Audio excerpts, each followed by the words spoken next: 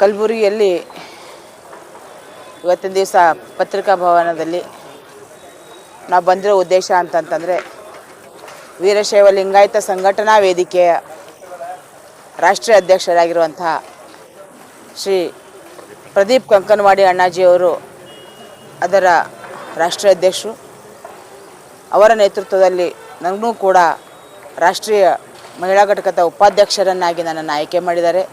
ಆ ವಿಷಯಕ್ಕೆ ಸಂಬಂಧಪಟ್ಟಂಗೆ ನಾವು ಕಲಬುರಗಿಯಲ್ಲಿ ಒಂದು ಪತ್ರಿಕಾ ಭವನದಲ್ಲಿ ನಮ್ಮ ಜಿಲ್ಲಾ ಅಧ್ಯಕ್ಷರು ಹಾಗೂ ಕಲ್ಯಾಣ ಕರ್ನಾಟಕ ಭಾಗದ ಸಂಘಟನಾ ಕಾರ್ಯದರ್ಶಿಗಳು ಹಾಗೂ ಅಧ್ಯಕ್ಷರು ಇವರ ನೇತೃತ್ವದಲ್ಲಿ ಪತ್ರಿಕಾಗೋಷ್ಠಿ ಹಾಗೂ ವಿವಿಧ ಎಲ್ಲ ಪದಾಧಿಕಾರಿಗಳು ಕೂಡ ಇವತ್ತಿನ ದಿವಸ ಬಂದಿದ್ದರು. ಅವರ ನೇತೃತ್ವದಲ್ಲಿ ಇವತ್ತೊಂದು ಪತ್ರಿಕಾ ಭವನದಲ್ಲಿ ಆ ಆದೇಶದ ಒಂದು ಪ್ರತಿಯನ್ನು ಕೊಟ್ಟು ತಮ್ಮೆಲ್ಲರ ಮಾಧ್ಯಮದ ಮುಖಾಂತರ ಈ ಒಂದು ವಿಷಯವನ್ನು ಕಲಬುರಗಿಯ ಜನತೆಗೆ ಹಾಗೂ ನಾಡಿನ ಜನತೆಗೆ ತಿಳಿಸುವ ಜೊತೆಗೂ ಕೂಡ ನನ್ನನ್ನು ಆ ಹುದ್ದೆಗೆ ಆಯ್ಕೆ ಮಾಡಿರುವಂಥ ರಾಷ್ಟ್ರೀಯ ಅಧ್ಯಕ್ಷರು ಹಾಗೂ ಎಲ್ಲ ಪದಾಧಿಕಾರಿಗಳು ಕೂಡ ನಾನೊಂದು ಅಭಿನಂದನೆ ಸಲ್ಲಿಸುವ ಸಲುವಾಗಿ ನಾವಿಲ್ಲಿ ಬಂದಿದ್ದೀವಿ.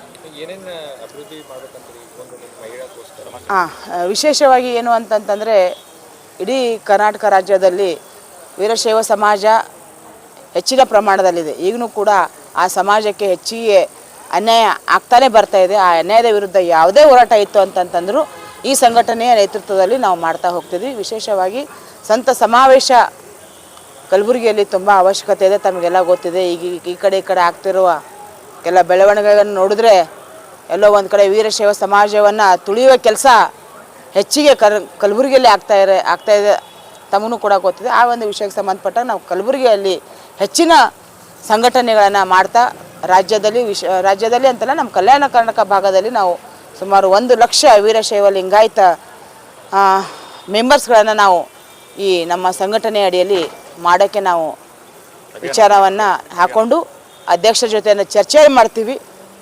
ಚರ್ಚೆ ಮಾಡಿ ಈ ಅಭಿಯಾನ ನಾವು ಕಲಬುರಗಿಯಲ್ಲಿ ಉದ್ಘಾಟನೆ ಮಾಡಿ ಎಲ್ಲ ಸ್ವಾಮೀಜಿಯವರ ನೇತೃತ್ವದಲ್ಲಿ ಉದ್ಘಾಟನೆ ಮಾಡಿ ಈ ಅಭಿಯಾನ ಚಾಲೂ ಮಾಡೋಕ್ಕೆ ನಾವು ನಮ್ಮ ಒಂದು ಏನು ಬೇಡಿಕೆ ಇದೆ ಅದನ್ನು ರಾಷ್ಟ್ರೀಯ ಅಧ್ಯಕ್ಷ ಮುಂದೆ ಇಡ್ತೀವಿ. ಅವರೇನಾದರೂ ಅನುಮತಿ ಕೊಟ್ಟರೆ ನಾವು ಖಂಡಿತ ಇದನ್ನು ನಾವು ಫಸ್ಟ್ ಕಾರ್ಯಕ್ರಮನ ಈ ಸಂಘಟನೆ ಅಡಿಯಲ್ಲಿ ನಾವು ಹಾಕೊಳ್ತೀವಿ. ಸಾಕಷ್ಟು ಬೇಡಿಕೆಗಳು ಸಮಾಜದಿಂದ ಅದಾರಿ ಮತ್ತು ಸಾಕಷ್ಟು ಹೋರಾಟ ಕೂಡ ಮಾಡಿದ್ದಾರೆ. ಸೊ ಅದಕ್ಕೆ ನೀವು ಏನು ಕಂಟಿನ್ಯೂ ಫಾಲೋ ನೋಡ್ರಿ, ವೀರಶೈವ ಸಮಾಜ ಹಾಗೂ ಹಿಂದುತ್ವ ಅಂತ ಬಂತು ಅಂತಂದರೆ ಎಲ್ಲೇ ಕರೆದ್ರೂ ಈ ದಿವ್ಯ ಹಾಗರ್ಗಿ ಬರ್ತಾಳೆ ಅಂತ ಅನ್ನೋದನ್ನು ಈ ತಮ್ಮ ಮಾಧ್ಯಮದ ಮುಖಾಂತರ ಹೇಳ್ತೀನಿ. ಖಂಡಿತವಾಗಿ ನಾನು ಹೇಳ್ತೀನಿ.